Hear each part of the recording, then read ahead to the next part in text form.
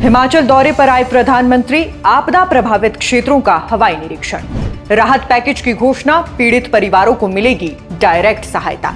सरकार ने की मांग, वन अधिकार कानून, भूमि आवंटन, राहत वितरण के नियमों में हो बदलाव। चर्चा का केंद्र बनी मंडी की निकिता। जानेंगे हिमाचल को क्या क्या देकर गए पीएम मोदी। पहाड़ों पर बरसात ने जो घाव दिए, उन्हें भरने आज दिल्ली से हिमाचल तक उम्मीदों का कारवां पहुंचा। प्रधानमंत्री नरेंद्र मोदी खुद हिमाचल आए, आसमान से विनाश का मंजर देखा और जमीनी हकीकत से रूबरू हुए।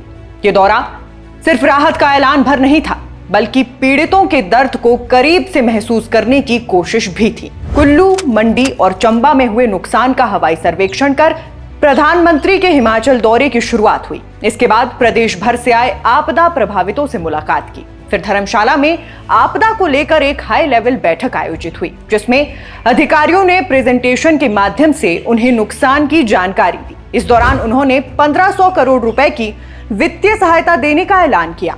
प्रधानमंत्री ने कहा कि केंद्र सरकार हर संभव मदद करेगी। मृतकों के परिजनों को 2-2 लाख रुपए और घायलों को 50-50 हजार रुपए की आर्थिक सहायता दी जाएगी। अब सवाल यह है कि इस उच्च स्तरीय बैठक के दौरान राज्य सरकार ने प्रधानमंत्री के समक्ष क्या क्या मांगे रखी।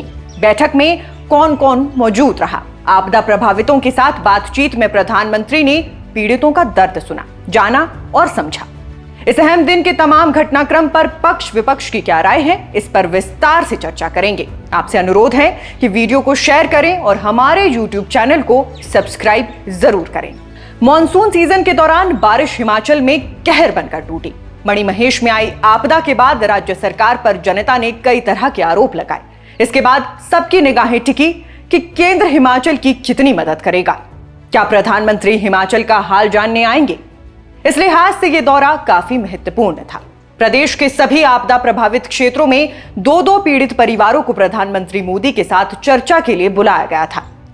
सभी से उन्होंने 1-to-1 संवाद किया और ग्राउंड रियलिटी को पीड़ितों के ही शब्दों में जाना। इसके बाद उन्होंने आश्वस्त किया कि आपकी सीधी मदद की जाएगी। इस दौरान प्रभावित क्षेत्रों के विधायक, नेता प्रतिपक्ष, मुख्यमंत्री, प्रमुख मंत्री एवं मुख्य सचिव मौजूद थे। लेकिन देश का सबसे अधिक ध्यान मंडी की 1 साल की मासूम निकिता ने खींचा। आपदा के दौरान निकिता की जान तो बच गई, लेकिन उसके सभी परिजन घर के मलबे में ही दब गए और रेस्क्यू कार्य के दौरान उनके निर्जीव शरीर बाहर निकाले गए। स्थानीय गांव के ही एक परिवार ने इस बच्ची को गोद लिया है और भरण पोषण की जिम्मेदारी सुनिश्चित की है। आपदा प्रभावितों से मिलने के बाद प्रधानमंत्री ने राज्यपाल, मुख्यमंत्री, उप मुख्यमंत्री एवं सरकार के वरिष्ठ अधिकारियों के साथ बैठक की। इस दौरान सरकार की ओर से 4 मांगे रखी गईं। पहली बड़ी मांग थी विशेष राहत पैकेज। सरकार ने कहा कि इस आपदा ने प्रदेश को 4000 करोड़ से ज्यादा का नुकसान दिया है और राज्य अपने दम पर इससे उबर नहीं सकता। दूसरी मांग वन अधिकार कानून में छूट को लेकर थी। पहाड़ी राज्यों के लिए सख्त नियम राहत कार्यों में अड़चन बनते हैं, इसलिए हिमाचल ने केंद्र से इस कानून में लचीलापन लाने का प्रस्ताव रखा। तीसरी मांग भूमि आवंटन और पुनर्वास के नियमों में ढील को लेकर थी। पहाड़ों से विस्थापित परिवारों को सुरक्षित जगह बसाने के लिए आसान प्रावधान जरूरी बताए गए। चौथी मांग राहत वितरण के मौजूदा नियमों में संशोधन की थी, ताकि प्रभावित लोगों तक मुआवजा और सहायता जल्द और पारदर्शी ढंग से पहुंच सके। यानी सरकार की पूरी कोशिश रही कि हिमाचल को इस संकट से उबारने के लिए न केवल धनराशि मिले, बल्कि ऐसे नियम भी बदले जाएं जो राहत की गति को रोकते हैं।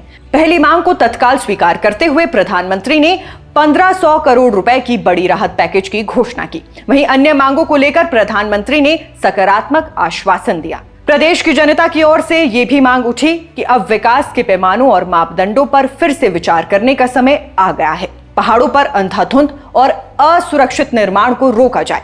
ये केवल राहत का मुद्दा नहीं, बल्कि भविष्य को सुरक्षित करने का सवाल है। हम नदी, घाटी और ऊंचे रास्तों में बसते हैं, जिनकी भाषा ईंट पत्थर के विकास से नहीं समझी जा सकती। अब जरूरत है कि इंफ्रास्ट्रक्चर की नीति में वही पहाड़ी संवेदनशीलता शामिल की जाए जो मिट्टी को बचाए और जनजीवन को सुरक्षित रखे। सड़क, पुल और योजनाएं वैज्ञानिक मानकों व भू आकृति की समझ के साथ तैयार होनी चाहिए। बार बार आई आपदा हमें ये सिखाती है कि पीड़ितों तक तत्काल राहत देने के साथ साथ लंबी अवधि की सुरक्षा और स्थिरता की योजना बनानी होगी। इसके लिए नीतिगत सुधार जरूरी है, यानी अब सिर्फ राहत नहीं भविष्य बचाने की रणनीति चाहिए? इस पूरे विषय पर आपकी क्या राय है, हमें कमेंट बॉक्स में जरूर बताएं।